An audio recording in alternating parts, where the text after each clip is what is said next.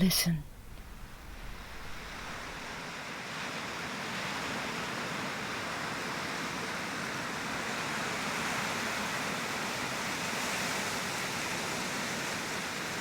If you listened carefully and it was without talking, you would hear the sound of the sea down below the house 2 fields away, and Salt Pond on the other side 2 fields away. So this was just heaven here. To me, the whole world was right here. And this was home.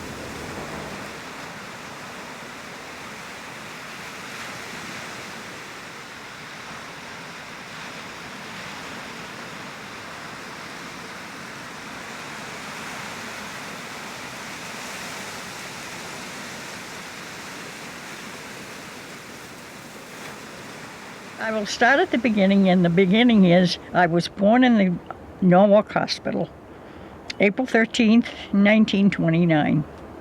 My mother had gone home to her parents' house to wait for my arrival, as she did my sister Betty, because she almost died in childbirth with her first child, Eileen. They both almost died. And so she said, never again. So at about the age of 3.5 or 4 weeks, my father went to South Norwalk in his fishing boat, the Chelsea, and picked us up and brought us home. My mother, of course, dreaded it because the minute she got on a boat, she was seasick. So she laid in the bunk with me beside her. 6-hour trip because the Chelsea never went more than 8 knots an hour. So I came home. Now, I was not welcomed with open arms because my father was desperately disappointed that I did not turn out to be a boy. I was to be named for my grandfather Jerry, and he was all set. I was going to be the boy. Not only that, but I was sick. I had jaundice. I was yellow as gold, and both of my sisters told their friends, you can't come in to see our sister. She's too sick. They were so ashamed of me. And my poor mother. And then, of course, I developed colic, and the only one that would help me out was my grandpa Jerry. And he would look at me in the bassinet and he'd say, homely in the cradle, pretty at the table. And he was my hero, and he walked the floor with me at night. I do have to tell you about my mother. She was a rebel. She was a very good student. She had to get out of school at the age of 14 to help the family. My grandpa was a cobbler, and he used to make shoes from the leather. When my mother was in her early 20s, they were trying to marry her off to this older man that was well off and lived in New Jersey. So she went down to New Jersey with an uncle, or brother, I guess it was. And she called her mother and she said, if you think that you're going to marry me off to this old man, you're wrong. I'm not going to do it. I'm coming home. So home she came. Well, she saw an ad in a newspaper, a New York newspaper, that said, cruise to Block Island. So she got her friend Sadie, who was very timid, and Sadie was not happy, but she agreed to come. June, I think, of 1918. Got on the boat in New York, slept on the boat overnight, and docked at Block Island the next day. And she went to the Governor Gorton farm down the neck, which is now a private residence. And there she met my father. Of course, my father was quite smitten with her. And they palled around. They were there for 1 week, I think. So he invited her to come back and stay here in August of that year.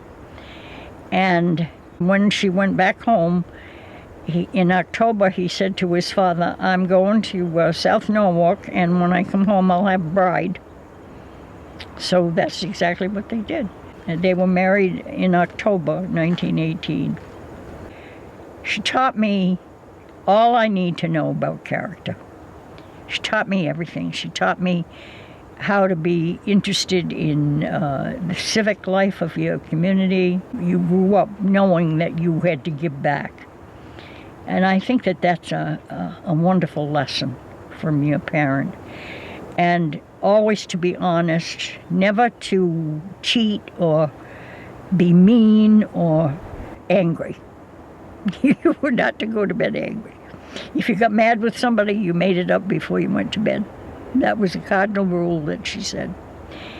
To be always clean and neat and have a smile on your face, even if you had things that you didn't want to smile about. And she said, always, she say, tomorrow will be better. She had that wonderful quality of Italians. My father would sit there and say, oh, bad. My mother would say, it'll get better. And oftentimes, if you went to bed with that idea, you woke up in the morning, and sure enough, it was better. She taught me how to keep house, how to cook, how to knit, crochet, make clothes, the mechanics of living. Also, my mother gave us an appreciation of art and classical music and things of that nature. And every Saturday afternoon, when we did have a radio, when we had a battery radio, we would come in and we would listen to the opera. It used to be broadcast by the Texaco Oil Company from the Metropolitan. I can hear that announcer now, and he would describe each scene that was going to come up. He would describe their costumes, how they were singing, and I can remember listening to that. Those are things that, you know, they form your character when you're a child, and you never forget them. It was a wonderful thing that she did, and under great hardship. And my mother said, I felt that Block Island was your heritage, and I could manage, and you should stay here. So my father said, if I don't have a boy, I'll bring her up like a boy. So he did. And I went with him everywhere. I went to the pond with him. He taught me how to row a boat, how to take a window out and glaze it, how to paint, how to tie knots, how to take care of animals. We had pigs, we had chickens, we had a horse, and we had cows. And I was never inside when I could be outside. I just tagged along with, you know, everything that had to be done. And it was a nice life, and it was fun for a child. And there were all kinds of things to do. You know, you had animals, you had eggs to bring in. You know, I loved it when in the spring of the year, we had 2 or 3 gardens where the house is down there. That was our cornfield, and we had pumpkins that grew around there, and also potatoes. And then the fine vegetables were out here.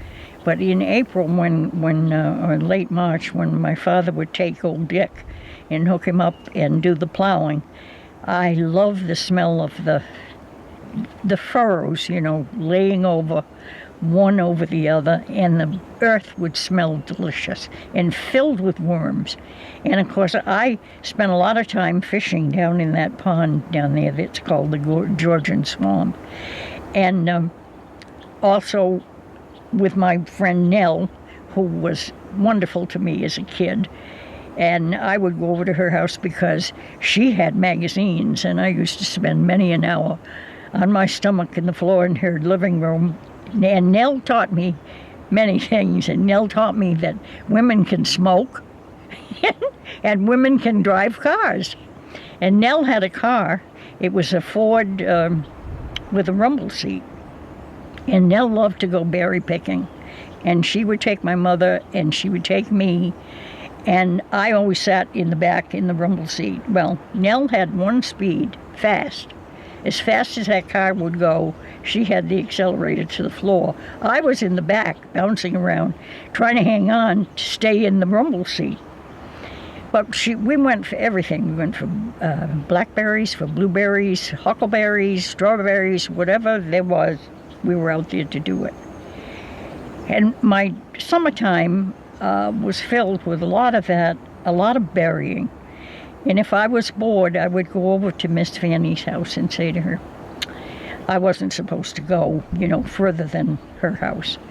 And it was right over the barway. And I'd say, Miss Fanny, could you take me strawberrying?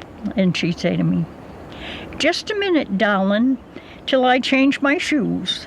Now, the poor old lady, she had terrible bunions. And her old shoes, she had cut out the leather so that her bunions wouldn't hurt. She always had a house dress on, thick cotton stockings, even in summer.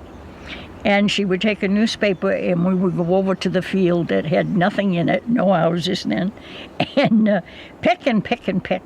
Now, we used those for strawberry shortcake, of course. I don't know if you've ever had wild strawberries, but they're delicious. They're like, you see them in the grass and they're like little rubies glistening, And I would have enough to bring home. We'd have strawberry shortcake.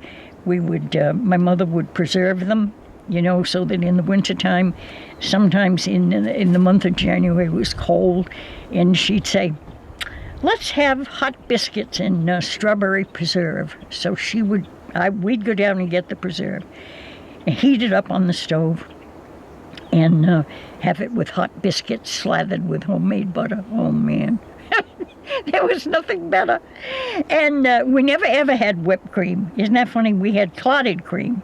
And my mother would skim it off the milk pans. This is called the milk house for very good reason, because there was a screen section.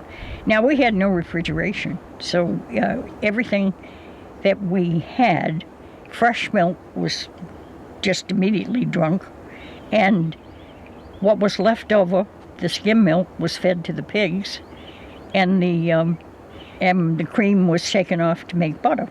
And I love the pigs. Pigs are really very smart, and I always loved it when my father fed them, because he had 2 buckets, and my mother would save apple peelings and potato peelings and any bit of vegetable that was left over, trimming. And we would take those 2 buckets out to the barn, and there was a big chest in the middle part of the barn. It was filled with what my father called chops, which was very coarse cornmeal, very coarsely ground. And that would be stirred into the warm milk. And he always thought in the wintertime they should have something warm to drink or to eat. And I could tell you, when I smelled that, I could have eaten it myself. It smelled delicious, it smelled like Johnny cakes. But there was always something to do, and there was always a chore to be done. There was a lot of going after cows that had gotten out. Cows could smell an open gate a mile away. If somebody left a gate open, they could smell it, and they would be out. And there'd be sometimes miles you'd have to walk to find them, with a lantern at night. It was a good life, but very, very hard. And hard for my mother, coming from a city. We had no electricity, no running water, no bathroom, an outhouse, which my mother hated, and the rest of us did too. It's not really easy to go outside at night when it's blowing 60 miles an hour and the wind is northwest. But we survived, and it was not easy, but it was very satisfying in many ways. And we knew as kids that we were a very important part of the family. We all had chores. When I was 7, it was my job to take the oil lamps and fill them, trim the wicks, and polish the chimney. We were all readers. We read. We lived in the kitchen really in the wintertime, because in the Depression we couldn't afford coal, and so when the fire went out, it was cold. We went upstairs to bed. We had flannel sheets. We had bricks that were put in we had to take warm bricks out of the oven. So we would take these warm bricks and two to a bed, and so you had one at your back and one at your feet, and you were quite cozy when you got into the feather bed. But when you came down in the morning, start the fire from scratch, and I'll tell you, that was awful. It was terrible. I hated that. But that's part of living on Block Island. Not to mention the gales of wind and the ice and snow. We had a lot of snow in the wintertime. You don't have that now anymore. Even when my kids were small in the 50s, we still were having snowstorms. But we don't have them that. The climate has changed a lot. And I do have to tell you about the barn. I love the barn. When you went in there, on the western wall, this side, there were pegs, and the harnesses were kept there. And they had little metal things, to keep the leather together and to go around the horse's head and mouth. And I used to go in there and rattle those and pretend that I was talking on the telephone. I would get those things rattling, and then I'd go in and I'd have these long conversations with an imaginary friend. But the barn was warm, and the cows were in there. I always went out with my father when he milked the cows at night, and there were barn cats out there. And he would take the udder of the cow and squirt warm milk into their mouths, and there'd be 3 or 4 cats all lined up waiting for this warm milk, But it was a nice feeling in the barn because the animals were in there and they were warm, and the hay was there, and it just smelled lovely. I hated it when the barn, we lost it in the 38 hurricane, and that was a terrible disaster. Our whole life changed after the hurricane. It was an awful thing. I was never on the ground. If I could climb up anywhere, I was up. I was on the roof. I was in the trees. I would climb the horse chestnut tree in the front of the house, and I would sit there and I would look and I would say, "There's the Atlantic," and I'd look over here and say, "And there's the Pacific." Just getting a little bit of geography in school, you know what I'm saying? And to me, the whole world was right here. I started school in 1935, and as I have said to you, we were all great readers in the family. I couldn't wait to get to school. And I do want to tell you about Miss Rose, who was my teacher in 4th, 5th, and 6th grade. She was what we would call a spinster, but she did marry very late in life after she retired. And she always was very nicely dressed, tall and thin, whereas my first grade teacher had been short and plump, and with wonderful diction. And from her, I learned that, every word that came out of her mouth, I envisioned it as round and cut off by her lips so that you understood every single word that she said. Now, I was in 4th, 5th, and 6th grade. By the time I got into 6th grade, I had listened to all these other things, So she knew I was bored out of my mind. And she very nicely would say to me, "Edith, you have a free period now. Would you like to go into the library?" Oh, would I like to go into the library? There was a connecting door from our schoolroom, and she would let me go in there, and there I would be in the library all by myself with all these books. Oh, it was wonderful. I can't resist a book. I love the smell of it. I want to feel it. I want to smell it. And if I have a new book, I save it for a little bit, and I think, oh, I have that new book, and I'm going to just save it for a little while until I can read it. And then I will tell you about Miss Dickens. We had bird study once a month with Elizabeth Dickens. Now, whenever she came, you had to have a bird list of the birds that you had seen and recognized during the month. and she would collect them and read them. And some of them she would look at and she'd say, I see there are some dream birds on here, because the kids that weren't paying attention to birds, they would look at a book and they'd pick something out, things that we never saw in Block Island. And so, but she would teach us by recognizing the bird by plumage, habitat where he lived, his flight, and his song. And I can see her now standing in front of us. She was quite a commanding woman. She was large-boned, very neat, white hair pulled up on her head, and snapping blue eyes with glasses that were polished to an inch of their lives. And she always wore tennis shoes, high tennis shoes, white in the summer and black in the winter. And I think she had trouble with her feet, because she walked as if she was flat-footed. But what a gift she gave us. I mean, a lifetime gift. I can see a bird in flight and I can know when the redstart comes. I can hear when the robin is singing, when the Carolina wren is singing. And she would stand there with the stuffed meadowlark, and the meadowlark is sort of a mottled back, and he has a beautiful yellow chest and a black mark around it. And she would say, now, here's the meadowlark. You see his lovely breast, and he has a black necklace on. And when he sits in the meadow, he says, you can't see me. And she would whistle that little song.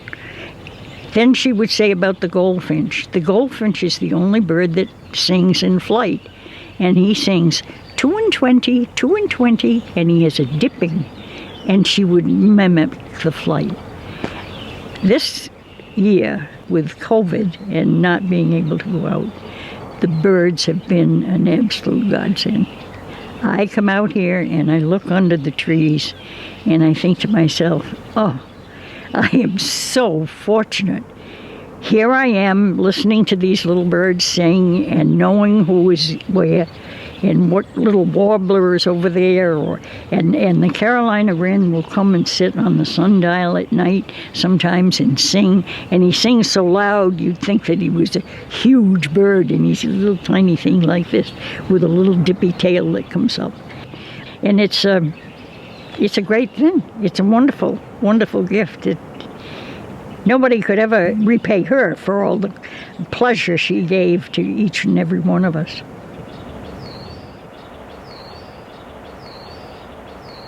You know, my father loved Christmas. That was, I think, well, he loved Christmas and he loved the 4th of July because his birthday was on the 3rd of July. So, as I told you, we lived in the kitchen because of, you know, we didn't have coal. We couldn't afford coal. So the 2 weeks before Christmas, my father and I would each take a bucket and we would go down to the shore, turn left, and go down to Clay Head. Now, years ago, there was a boat that came ashore then, a wreck, and she had a load of coal. It was soft coal, but, you know, it wasn't the hard anthracite. We would bring those buckets home and put them, you know, underneath a tarp outside.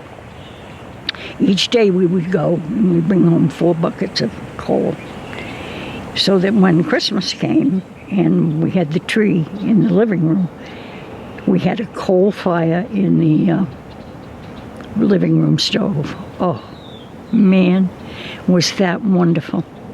I mean, to have that room warm, be able to go in there, smell the Christmas tree. Now, we didn't have electricity or anything, so it was just the glitter of the things. We used to have those icicles that we hung on the tree, and everything was lamplight, so it was very pretty, and it smelled delicious. But the nicest part was I can remember undressing for bed to go to bed and bring my pajamas out.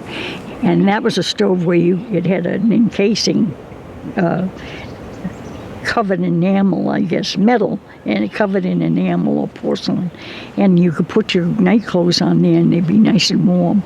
and it would be great because you went into a nice cold bedroom, except for the hot bricks that we had in the bed. And that 2 weeks was just the best thing. And my father, I can see him now, sitting in his chair in the corner, observing everything, and taking such comfort.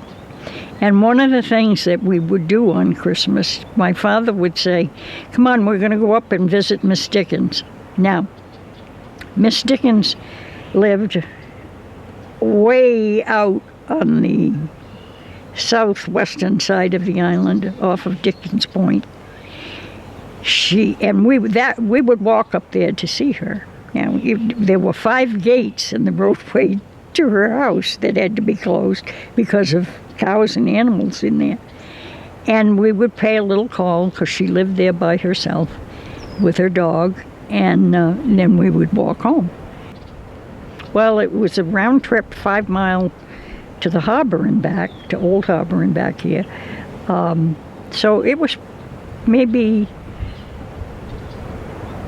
10, 11 miles round trip. My son's house is on the old barn foundation, and the barn was very important to me. I loved the barn. I was there as much as I could be. Next to the barn was a carriage house, and beyond that was the chicken house. And I used to climb up there.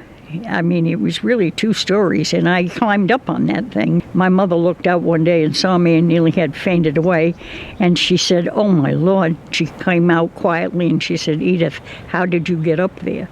Well, what I had done was I had climbed up on the door in the back that led to the haymow, put my feet on that, grabbed the cable because we had lightning rods, and got my way up to the cupola. And on top of the cupola was the weather vane, which was a red horse. Everybody, they either had a horse or a swordfish. But a weather vane was very important because it was the thing you looked at first to see the direction of the wind. So she carefully walked me down. But anyway, the hurricane, I will lead into the hurricane the day of it. I was 9 years old. And it was a nice morning, and we went off to school. My father went fishing, and but at about noontime, the sky began to turn a peculiar brassy color, and we didn't know why. Of course, there was nothing forecast. Nobody knew, what was coming. But the fishermen were out, and what had been a nice day, there was a very peculiar current that they noticed, and it made them a little uneasy because it was different than they had seen. And so they headed back for home, which was a good thing. So I would say that maybe they probably got on their way to the harbor, around 11:30, and got into the harbor, and then, of course, the wind really began to come on. And they knew that it was something that was different because everything was different. I was in school, Betty was in school, Eileen was at college in Providence. So as the wind increased, they knew that they didn't trust us to go in the one school bus, because they were afraid with the velocity of the wind that it might go over. So we had to go out of the back door of the school into small cars. My mother was helping a friend up in the center of the island wallpaper. So I went there. Betty came down and went to Nell's house, which is on the main road just across the pond. My father was out at the Old Harbor, and the fishermen put out extra lines and did everything that they could, but by that time the wind was probably getting up to the gusts at least to 120 miles an hour. And when I got to this house where she was wallpapering, we noticed that the wall on the east side of the house was bending in and out, which was not a good thing. And also, we looked out the window, and his grandfather's Model T had been blown away and down towards the main road. And we thought, oh my Lord. And it had the emergency brake on. A window broke from a piece of wood flying through the air, and we had to shut the dining room off. And the man of the house came home, and he had to crawl from the Beach Avenue Center Road intersection on his hands and knees because he couldn't stand up. And he got home and got a piece of wood and wedged it against the east wall to prevent it from blowing in. Now, the instruments blew away, as I said, when it got to be 120, 121 miles an hour. So we really don't know what the velocity ever got up to. My father, in the meantime, was gathered with many of the fishermen down at the dock underneath the area where Ernie's restaurant is now, and Finn's restaurant. And they watched, and a huge surge came, and a tidal, a big storm surge came and went over the breakwater, the white breakwater. And my father said it was as black as ink, and you could see all the things that had been picked up, in the water. And it came all the way up to the front street, Water Street, in front of the National. And, of course, a lot of the men, including my father's boat, were moored out in the outer basin. And when the wave receded, it only went up to the street. It just went out with and took the boats with it. My father's was one of the first boats to go out, and he said she went out of the gap straight as a die, as if somebody was at the tiller, and he never saw it again.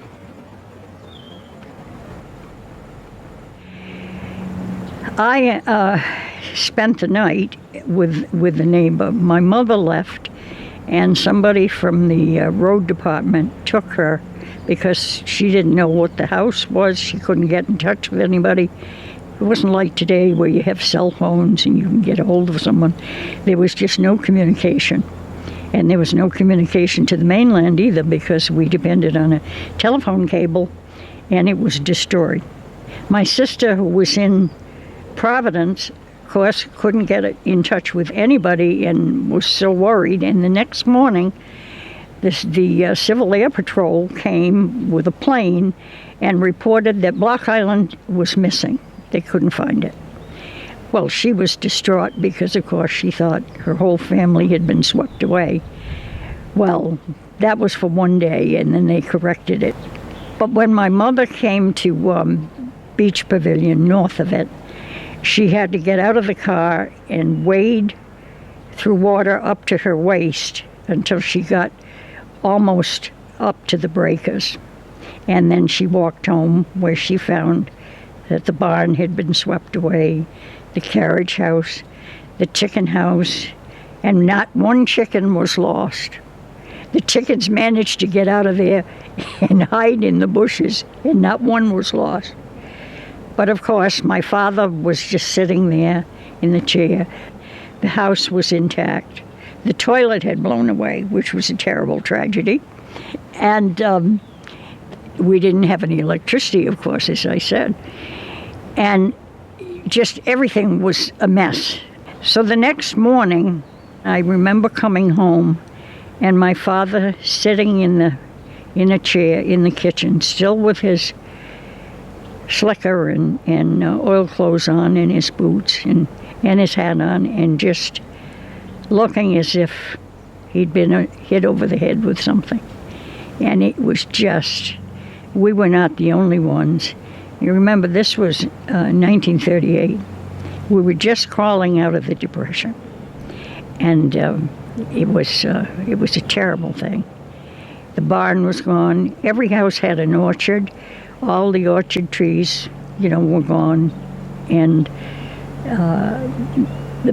that was a turning point because so many fishermen lost their boats. There was no insurance on anything, and a way of life just disappeared. What had been farming and fishing and a very independent way of life was no longer here. Next day, we took a ride around the island to see how bad things were, and things were terrible. As we went out the neck, the dunes, which had been very, very high along the East Beach, were no longer there. There was nothing. It was just flat. And I remember as a little girl thinking, oh, this must be like it is in the Netherlands. What's going to protect us from the ocean coming in? And it was really a hard thing to think about. I remember going up Spring Street and seeing the Episcopal Church, which had just shattered. It was a summer church, so it was just a varnished wood on the inside and an open, so it got the brunt of the southeast wind that was coming in. And it looked like, how you played pickup sticks when you were a kid? Well, it looked like pickup sticks, just completely gone. But the trees, the loss of the trees was just terrible. We lost our big cherry tree here. We lost a pear tree. We lost the balm of Gilead tree. But it was the loss of the barns and the fact that they couldn't be replaced because we didn't have money, and the loss of the animals and the way of life that was very, very hard. And then, of course, we went into World War II. And although the state wanted to evacuate us, the townspeople said, no, what would we do with our houses? What would we do with the few animals we had left? No, we'll stay here and take our chances. Of course, the war, took the younger people, but even the younger people that didn't go in the war left for the mainland because there was very little here for anybody to do to make a living. It was very, very hard. I have to tell you about the pond. The pond, Great Salt Pond, we never called it that. If we said the pond, my father would leave a note and say, I've gone to the pond. I knew that we all knew where the pond was. After he lost his boat in the 38 hurricane, which was a terrible tragedy, and when we lost the barn, there was no more income from fishing. My father turned to quahogging in Salt Pond. In those days, you didn't have to have a license, and you just went. And he had what they called a fish shanty down. We would go out this road, across the main road, across one lot, and there we would be at the Salt Pond. And we used to change our suits in there, and our quahog rakes were in there. So when he turned to shellfishing, I was with him a lot. And, I was small. I was 9 years old. He taught me how to row a boat, how to quahog, taught me the need to conserve at a very young age, and very careful never to take a quahog that was undersized. He had a brass ring issued by the state of Rhode Island, and he would measure, and he would tell me, when you dig up the small ones before we leave, you take them out and you put them in the deep water so that they will grow and you'll have more. So he had a skiff that was a two-man skiff. So I would be in the bow, and I had my set of oars, and he was a wonderful oarsman. And on the pond, in a lot of days, the wind is southwest, and it's hard to row if you're not a good oarsman. And so he knew how to feather his oars. So when he took a stroke, they would go forward, and it would be like a blade through the air while he made the next turn. And he was very good at it. And he taught me a lot about that. The one thing I could never, ever learn was how to scull a boat just by using your wrist and one oar at the stern. I never got the hang of that. But the pond was really my playground when I was a kid. There was a lobster pot down there when he had his fishing boat. I learned how to swim down there, how to dive, made my first money because when the yachts would come in the summertime, they'd just throw their bottles over and their soda bottles, and you could get 3 cents if you could collect the big water bottles. So it was quite a lot of competition. You had to get there early in the morning if you wanted to see what the tide had brought in. And I was allowed to go around around the pond shore. And then when my father got shellfishing, he would take them over to Mr. Giles Dunn, who had a fish market over there. And it meant that whoever got there first, he would buy from the first one that came. So there was a lot of competition because other people were shellfishing as well. But my father, being such a good oarsman, many times would get there first. So the early bird catches the worm. So that was the other thing. And then sometimes at night he would, in the summer, he'd say, "You want to go over and row over to the yacht station?" And that was, of course, where Champlin's is now. And it belonged to Mr. Champlin. And we would go over, and in those days, they were beautiful boats. I mean, they were 60 and 70 feet long, and they had a cabin boy and all. It was ultra, the people that had money could have yachts like that. Let me see, what else can I tell you? When I was about 10 or 11 years old, I longed for a bicycle. Now, I knew that my folks couldn't buy me a bicycle because there was no money. So there was a catalog company out in Chicago, and it was called the Larkin Company. And you could write to them, and they would send you a catalog. And if you took orders from people in your community, you got a commission. So I thought I think I must have been almost 11, when I thought, that's the way I'll get my bicycle. So I set off for the harbor. Now, I was very, very shy because we didn't get out much. You wouldn't think I was shy now, but I was then. And if anybody looked at me, I turned beet red. And so I was very, very nervous about this. And the first house I stopped at was Mrs. Negus. So I knocked on the door, and she came to the door, and she said, come right in. She said, come into the living room, sit down, and tell me what you want. So I had no preparation for this at all. I had imagined that I would just give people this catalog, and they would be falling all over to get orders, So she said to me, well, now what's for sale in here? So I said, well, there are all kinds of things in sale. By this time, of course, my hands were sweating. I was red as a beet, and I thought, oh, my word, I'm never going to be able to do this.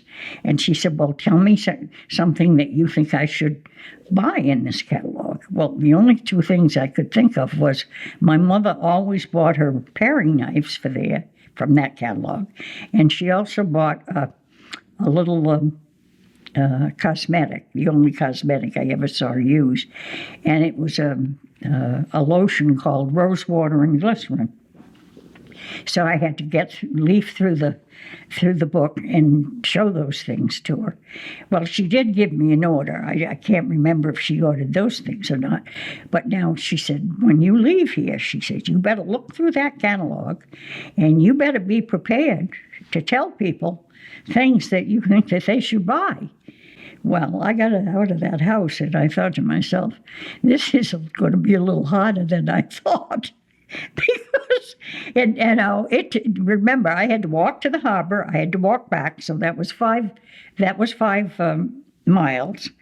And then I had to walk all around to the various houses that I felt people might be able to give me an order. So it probably took me 2 months to get enough together so that I could get my bicycle. Well, finally I did. I sent off, I had sent in all my orders. I got my commission, and I had enough left over after the bicycle to get a chenille bedspread, which was the rage at the time. I got a white bedspread that was, it had red embroidery. But when I got that bicycle, oh, man, I could go to the harbor in just minutes, where before I had to walk. And I had one speed, fast ahead. So I thought you might like to hear that little story.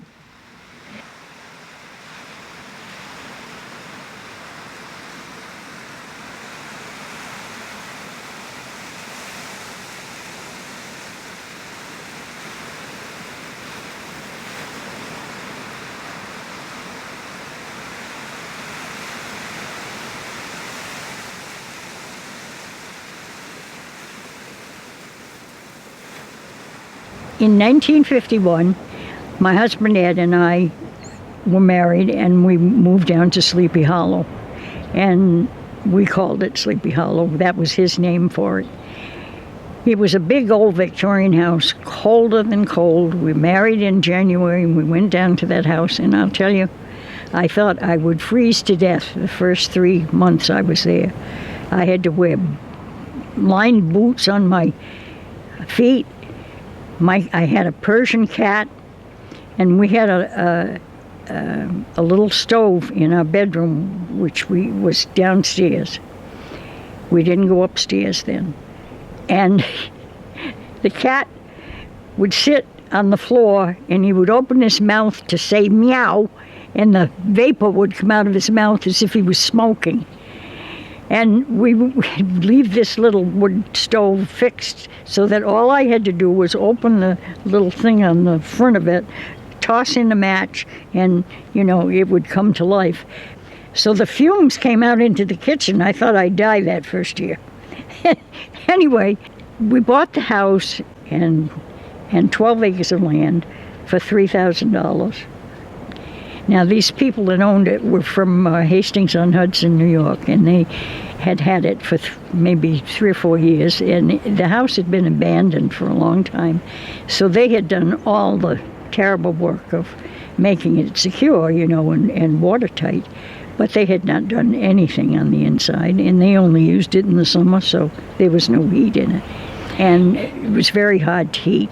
My sister Eileen was at the North Light then. She had come back from Provincetown, where they had been assigned.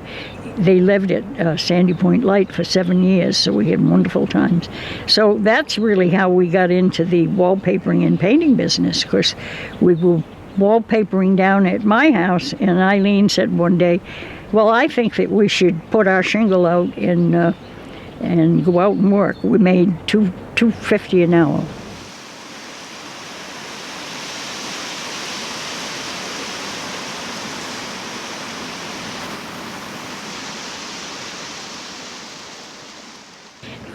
Anyway, Ed was very active in civic affairs. He was head of the Legion. He was on the town council. He was captain of the rescue squad.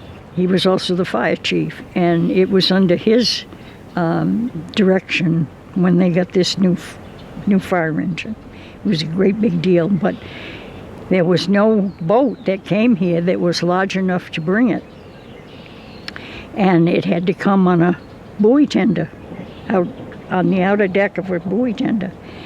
And of course it came in January. It had stayed in storage because we couldn't find a way to get it here.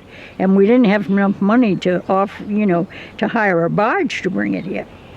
So it was a big deal, and it arrived on the, as I say, in terrible cold weather, and they had a terrible time, I think, to get it off of the buoy tender, because they had to rig up some kind of a gangplank, and of course we were all excited about it, freezing to death.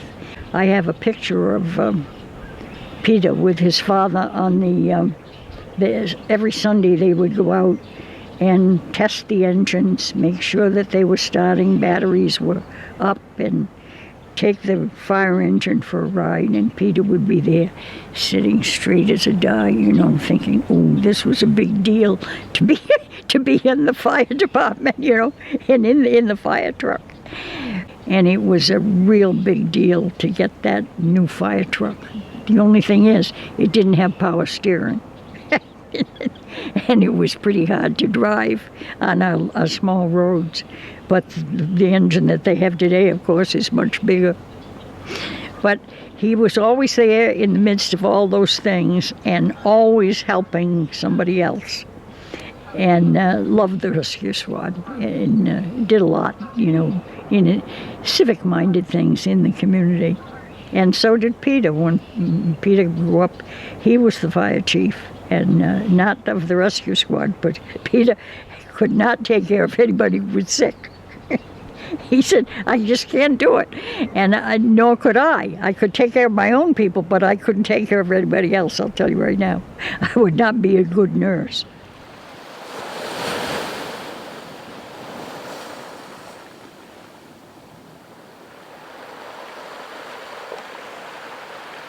I would like to talk about my sister Eileen. Now, she and I fought like cats and dogs because, of course, I was a spoiled child. I was the baby. And she would say to my mother, I don't know why you let this child get away with this. I could not get away with this when I was growing up. And so we fought a lot. Eileen went off to college at the age of 16. I was 6. Now, I went to school in 1935. She graduated that year and went off to college and was gone, every winter for 4 years.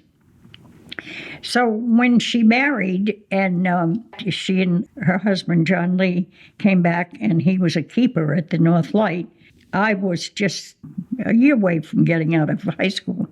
When I got out of high school, I discovered this wonderful friend, and we became fast friends, and we quahogged together, we wallpapered together, we did all kinds of things. She was so bright. I mean, she was super bright. Anything she turned her hand to, she did it well. And you saw the birds at the house that she did. And she and a friend opened the Ragged Sailor Gallery, which was the first art gallery really on Block Island. Beautiful sewing, beautiful embroidering. She was making these beautiful skirts that she sold. They first had a gift shop down on Bushlot Hill called Offshore Workshop. But Eileen was the one who pushed me to do everything. She said, when the job came up for the Chamber of Commerce, she said, take the job. I said, I don't know how to type. She said, go take a course at the school. They're giving a typing course. So, and I did. And if I hadn't done that, I probably wouldn't have felt that I could have even run for town clerk. So when I was about 21, she said to me, now it's time for you to get back to Block Island. And she was the one, she was involved in every civic thing that there was. She came up with the idea of us getting a cookbook together for the church, which was a moneymaker, without us having to do bake sales all the time. And that little cookbook, I think, had 17 reprintings, sold very well. She did the designs for the cover. She did a map for the back of the book, and people bought it because we spent one whole winter going to the ladies of the island, who were still here then, and getting their recipes, which was not easy to do because the ladies didn't follow recipes. I remember going to Elsie Stinson's house and saying to her, Miss Elsie, I need your recipe for spiced cupcakes. Well, she says, darling, you'll just have to come and watch me because I don't measure anything. So I did. I sat at the end of her counter and watched her and just made guesses about what she was doing. And we put it together in the cookbook. It's one of my favorite ones. I make it with butter frosting, and sometimes I just have it with cream cheese. And those old-fashioned recipes, some of them are just so funny.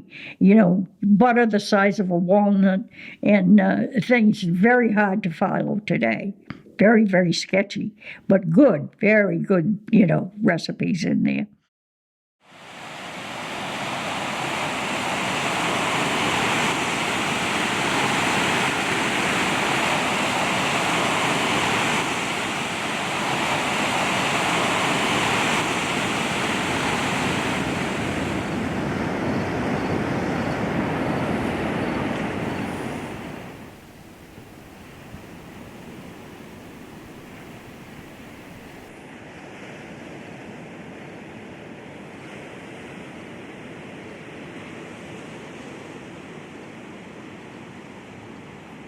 My husband had died in 1965, and we left the island for a year or so. When I left and went off, it was a terrible feeling when I went out through the breakwater, because I thought, I may never be back. I may not be back, because we had a lot of debt, and there was no way to get a job to keep, and feed 2 kids and myself. So we went to the little town where my sister Betty lived in Dalton, and I interviewed for a job, and I can tell you I was scared to death to interview for a job, because I'd never interviewed for a job that people didn't know who I was from the time I was a kid. It was a great experience. But I did land a job as a secretary and a receptionist for a neurosurgeon. But anyway, it was the following spring, I said to the doctor, I can't stay here in the summer. I have to go home to Block Island. He said, what do you mean you have to go to Block Island? He said, you won't have a job when you come back. And I said, that's all right. I said, I can't spend the summer in Pittsfield, Massachusetts. I can't do it. And so home I came, and I got the house ready to rent and rented it. And I got a part-time job at the school as a secretary. And so I said to the kids, what do you think? Do you think we should stay here, or should we go back to Massachusetts? And Peter said, I don't think we're right for Massachusetts living. He says, I think that we should go back to Block Island. So we came back, and I lived on this little bit of Social Security that we had and a VA pension. And in 1966, I ran for town clerk, because mainly I ran for town clerk because this salary was $7,000 a year. And I thought, wow, I'd be rich. And so I ran, and I didn't win. The office was for 2 years. So 2 years later, I ran again, and I really ran a campaign. I really campaigned for it. And people helped me. Mrs. Ballard helped me where my mother worked, and I've always loved politics. It's in me. We had such fun. We had cartoons. Eileen would make cartoons, and it was really nice. So in 1968, I won. I only won by 27 votes. I worked as town clerk for 16 years, and then I decided that I wanted to go for first warden. But by that time, the kids were out of school, they were on their own and everything. And so I said to the committee, the Republican Town Committee, of which my son Peter was the chairman, I knew they didn't have anybody to run for first warden, because the gal that I had defeated as town clerk had gone over to the Democratic side, and she was running for first warden for the Democrats. So there were 2 women against one another. Well, when I made my announcement, there was a dead silence in the room, and I could see it didn't go over very well. So I said, well, I'll leave the meeting, because I was a member of the committee too. And I said, you can talk it over, and if you don't want me to run as first warden, I'll continue to run as town clerk.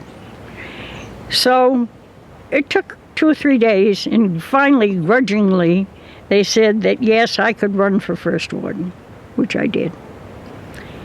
And I won. When I made my pitch to run, I said to them, I've been sitting here for 16 years, listening to the town council, taking minutes, learning the background of the town, the ordinance of the town. Now I'd like to make that all benefit to you. So I did, and I think I did a lot of the things that were little housekeeping things, and it was during that time I was first warden from 1984 to 1988, and in 1988 Ed McGovern, who had been on the council for quite some time, beat me in the election, because, well, he had a bar room and he had a lot of friends, and It was the best thing that ever happened to me, because when I got out of there, I was only 60, and I said, I can't just sit around and do nothing. So another friend and I started offshore property, real estate, and it was the only time I ever made any real money. And I bought her out in 1993 and ran it until 2012. I was 80-some years old when I retired. I was 84. Almost 85.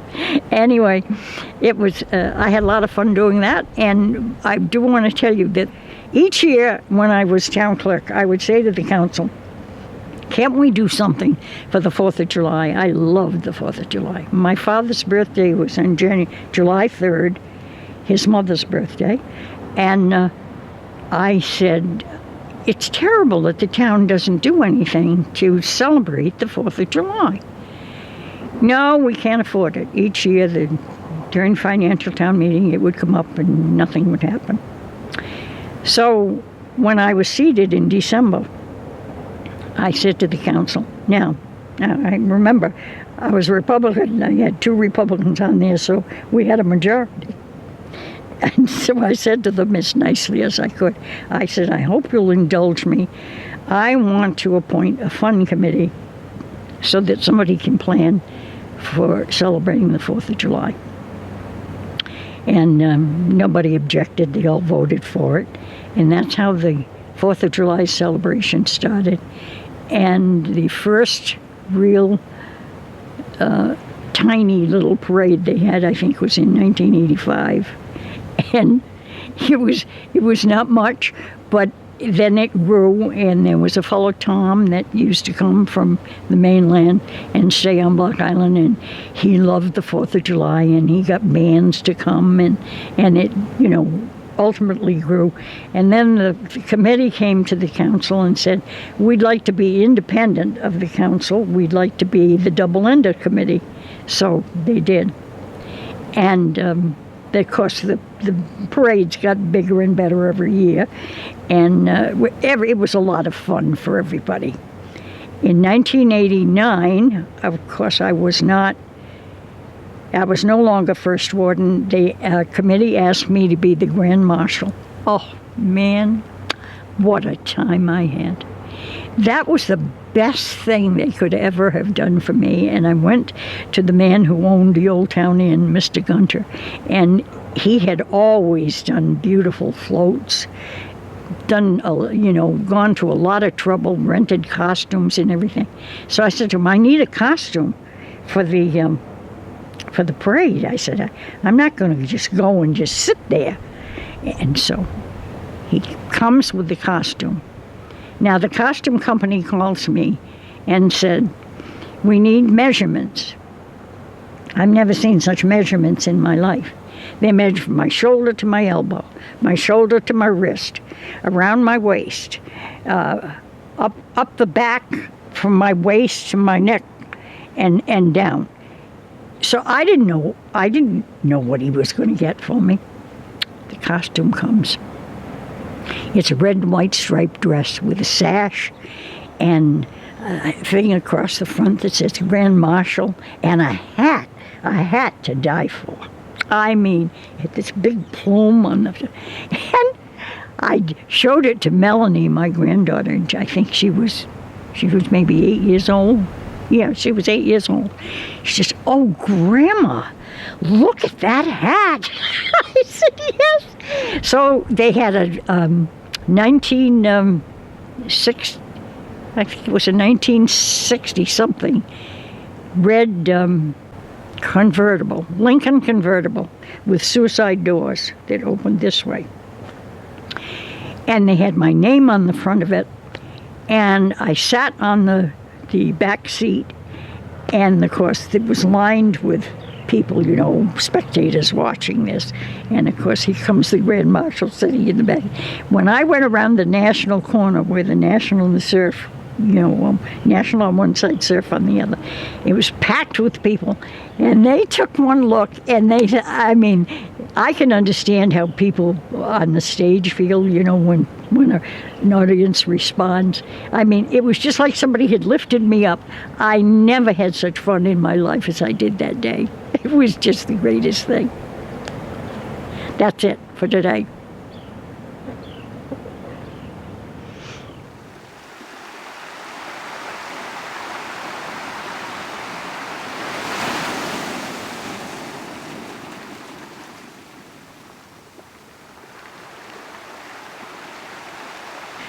I had worked all my life, and things went along and were, I got very accustomed to being retired.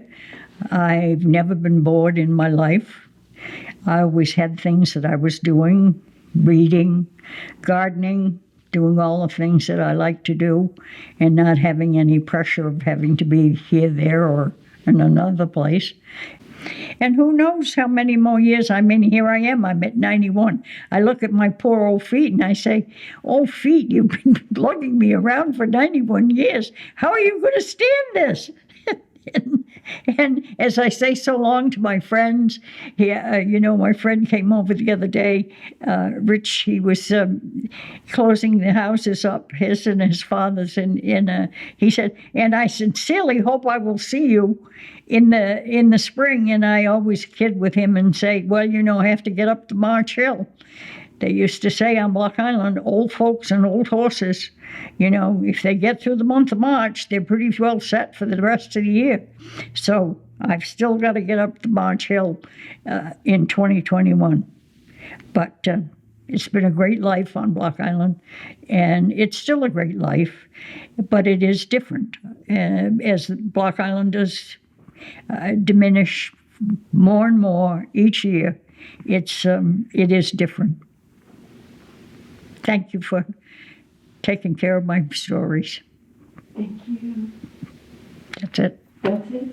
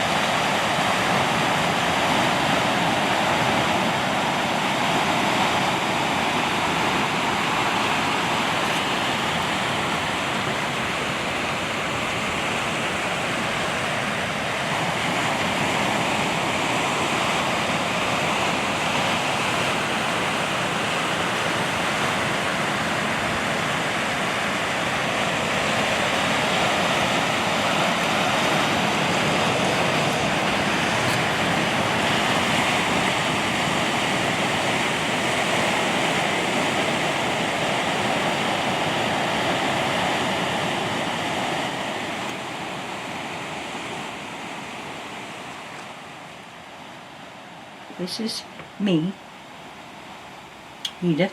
This is Eileen. And this is Betty.